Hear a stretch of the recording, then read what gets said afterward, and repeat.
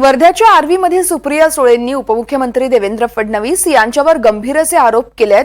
70,000 कोटींच्या घोटाळ्याच्या फाईलवर देवेंद्र फडणवीस यांनीच सही केली आहे। अजित पवारांना घरी बोलावून ती फाईल का दाखवली? कोणता मुख्यमंत्री फाईल घरी घेऊन जातो? असे गंभीर आरोप त्यांनी केलेत।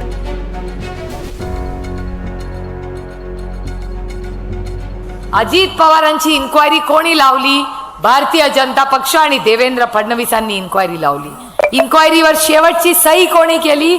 देवेंद्र फडणवीसांनी मुख्यमंत्री म्हणून केली। आणि देवेंद्र फडणवीस गावभर महाराष्ट्रात 10 वर्षापूर्वी फिरत होते की हो 70,000 कोटी रुपयाचा घोटाळा झाला, म्हणत होते की नाही? मग त्या 70,000 कोटी रुपयाच्या इन्क्वायरीवर फाईल तुम्ही केली, तुम्ही शपथ घेतली संविधानावर हात ठेवून, तुम्ही या राज्याचे मुख्यमंत्री होता। मग ती फाईल तुम्ही घरी कशी मागवली? आणि फाईल मागून ज्या अजित पवारांवर तुम्ही आरोप केले त्यांना घरी बोलवून तुम्ही ती फाईल कशी काय दाखवली? मला याचं उत्तर पाहिजे। फक्त मला नाही, महाराष्ट्राच्या मायबाप जनतेला उत्तर पाहिजे याचं।